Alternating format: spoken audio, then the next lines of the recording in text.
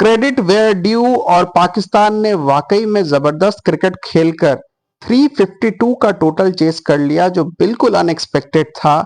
और tri nation series के final में न्यूजीलैंड के साथ 14 तारीख को अपना क्लैश पक्का कर लिया है। लेकिन ये जो जीत है, ये पाकिस्तान के हिस्ट्री में सबसे बड़ी चीज है। और फ्रैंकली मुझे लगता है कि पाकिस्तान ने ना सिर्फ पूरी दुनिया को बल्कि खुद को भी सरप्राइज कर लिया है ये चेस करके, क्योंकि कोई एक्सपेक्ट नहीं कर रहा था कि पाकिस्तान 353 चेस कर लेगा, वो भी तब जब फकर जमान जल्दी आउट हो गए थे। इन द सेंस की टीम टोटल तब 100 भी नहीं था जब फकर जमान आउट हो गए, क्योंकि 353 या इस तरीके के चेस के लिए आपको टॉप ऑर्डर में किसी एक परफॉर्मेंस की जरूरत होती है, और फकर जमान ही वो परफॉर्मर रहे हैं जिन्होंने बड़े स्कोर बनाए हैं। फकर जमान वो बैट्समैन रहे हैं पाकिस्तान के जिन्होंने डबल सेंचुरी भी बनाई है, एक 190 180 प्लस स्कोर भी बनाए हैं। तो फकर जमान ही जनरली वो बैट्समैन रहते हैं। अगर आपको 2023 वर्ल्ड कप भी याद हो तो न्यूजीलैंड के खिलाफ 400 के चेज में फकर जमान ही थे जिन्होंने एक जबरदस्त सेंचुरी बना दी थी जब बारिश हुई और पाकिस्तान डीएल मेथड से वो मैच जीत गया था। लेकिन यहाँ फकर जमान 41 के स्कोर पर आउट हो गया। हालांकि उन्होंने अच्छी बैटिंग की, 28 बॉलों पे 41 बनाए। बॉब्जी द किंग हमेशा की तरह धोखा दे गए। जब भी पाकिस्तान को बड़े मैच में रन्स चाहिए होते हैं, बॉब्जी द किंग धोखा दे जाते हैं, और उन्होंने फिर वही काम किया। हालांकि स्टार्ट में उन्होंने थोड़ा इंटेंट दिखाया, 2-3 बाउंड्री मारी और ऐसा लगा कि आज शायद बॉब्जी द किंग कोई बड़ी इनिंग्स खेलना चाहते हैं, लेकिन फिर एक इन स्विंगर पे बीट हो गए, लेग बिफोर द विकेट हो गए। उसके बाद साउद शकील जिनको टीम में इंक्लूड किया गया था कमरान गुलाम की जगह, उन्होंने भी आकर 1-2 बाउंड्री मारी, लेकिन 15 रन बनाकर वो भी आउट हो गए। और फकर जमान जब आउट हुए तो स्कोर था 91। फिर लगा कि 91 फॉर 353 का चेस। सलमान अली आगा और कैप्टन रिजवान बैटिंग कर रहे थे, और उसके बाद सिर्फ तैयब ताहिर और खुशदिल शाह बाकी थे। तो ऐसा लगा कि 353 is a chase too much. लेकिन क्या कहने सलमान अली आगा के, 103 बॉलों पे 134, 130 की स्ट्राइक रेट से बैटिंग की, जो कि मेरे ख्याल से T20 में भी आपके बड़े बड़े बैट्समैन का स्ट्राइक रेट इतना नहीं है। बॉब्जी द किंग की बात कर रहा हूं, उनका तो T20 में भी स्ट्राइक रेट 130 नहीं है।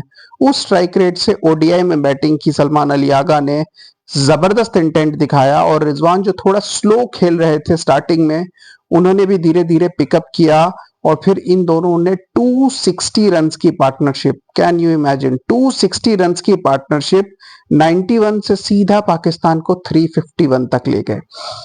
टारगेट से 3 रन पहले आउट हो गए सलमान अली आगा, लेकिन काम हो चुका था। रिजवान ने 122 नॉट आउट बनाए, और इन दोनों की जबरदस्त पार्टनरशिप की वजह से पाकिस्तान ये मैच जीत गया।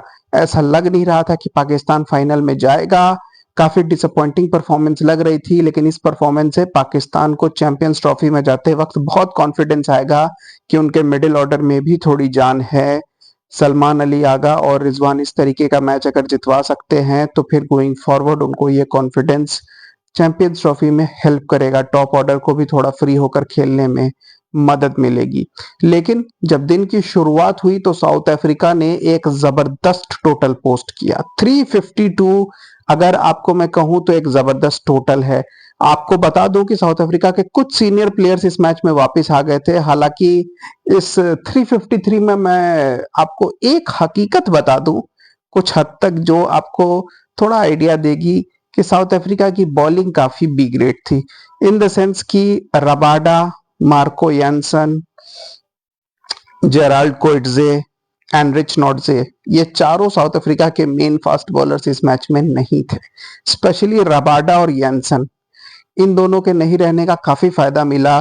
लुंगी एनगीडी सबसे ज्यादा एक्सपीरियंस बॉलर थे साउथ अफ्रीका के, और लुंगी एनगीडी के अलावा अगर आपको बताऊं तो बस वियान मुल्डर, कॉर्बिन बॉश, इस तरीके के बॉलर थे। स्पिनर्स दोनों अच्छे थे, तबरेज शमशी और केशव महाराज, और उन्होंने बॉलिंग भी अच्छी की। उन दोनों ने 6 से कम की इकोनॉमी में बॉलिंग की, लेकिन कहीं ना कहीं फास्ट बॉलिंग में एक्सपीरियंस की कमी सामने नजर आई, और उसका फायदा पाकिस्तान ने जबरदस्त तरीके से उठाया।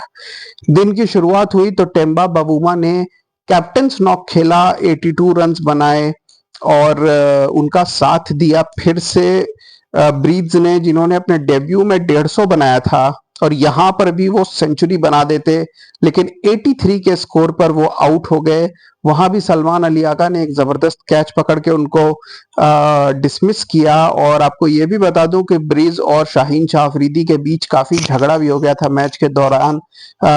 शाहीन शाह अफरीदी जब पिट रहे थे तो उन्होंने वही काम किया जो विराट कोहली ने पिछले महीने सैम कॉन्टास के साथ किया था, जानबूझकर रास्ते में आकर धक्का देने की कोशिश की। अरे भाई, ये सब मतलब शाहीन भाई, क्या ये सब हरकतें शुरू कर दी हैं आपने? आपको तो ये सब सूट भी नहीं करता, पहले तो आप ये सब नहीं करते थे।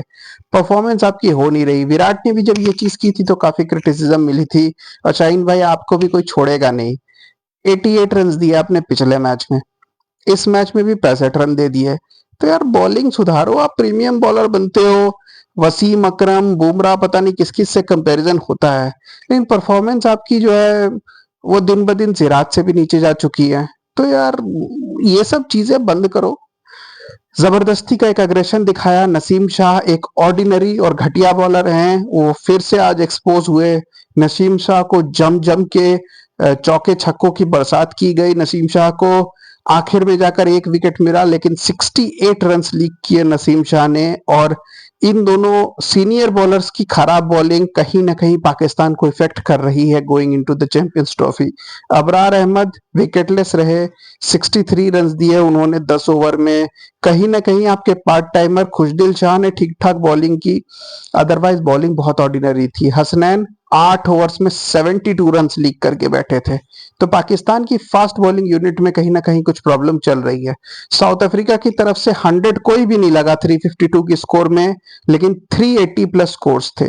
टेम्बा बबूमा का 82, साथ साथ ब्रीज का 83 और हेनरिच क्लासन, जो पाकिस्तान बॉलिंग लाइनअप को जम के ढूंढते हैं, उन्होंने 56 बॉल्स पे 87 बनाया। आखिर में जाकर वो कैच आउट हो गए, अदरवाइज एक बढ़िया सेंचुरी वो पूरी कर सकते थे। बहुत बढ़िया बैटिंग की क्लासन ने। बाद में कॉर्बिन बॉश और काइल वेरन ने इनिंग्स को फिनिश किया 44 और 19 रन नॉट आउट बना के। और जब 352 का स्कोर बना तो इनिंग्स ब्रेक में कोई भी पाकिस्तान को चांस नहीं दे रहा था। सबका बस यही कहना था कि अगर फकर जमान उतर जाते हैं और फकर जमान तेजी से कुछ रन्स बना देते हैं तो ही चांस है, लेकिन फकर जमान को भी कम से कम 70-80 बनाने होंगे। ये रन रेट का फैक्टर खत्म करना होगा, क्योंकि पावर हिटिंग वाली गेम पाकिस्तान के पास नहीं है। और फकर जमान ने कोशिश भी पूरी की, लेकिन किसी ने उम्मीद नहीं की थी कि जो पावर हिटिंग की गेम पाकिस्तान सोच रहा था कि उनके पास नहीं है, वो गेम उनके लिए सलमान अली आगा खेलेंगे। हालांकि खुशदिल शाह भी आना बाकी थे, और खुशदिल शाह ने अभी फिलहाल बांग्लादेश प्रीमियर लीग में कुछ परफॉर्मेंसेस दी हैं, जिनके भरोसे ये उम्मीद की जा रही थी कि अगर एंड में चेस क्लोज होगा तो शायद खुशदिल शाह वो तेज इनिंग्स खेल सकते हैं, लेकिन उसकी जरूरत इस मैच में पड़ी नहीं। अब देखना है कि फाइनल के दिन पाकिस्तान और न्यूजीलैंड के बीच में कैसा मुकाबला होता है, क्योंकि न्यूजीलैंड की बॉलिंग काफी डिसेंट है, और देखना पड़ेगा कि फाइनल में कौन जीतता है बाजी। परसों 14 तारीख को ये फाइनल है, और ये फाइनल काफी इंटरेस्टिंग होगा। Keep watching guys, thank you.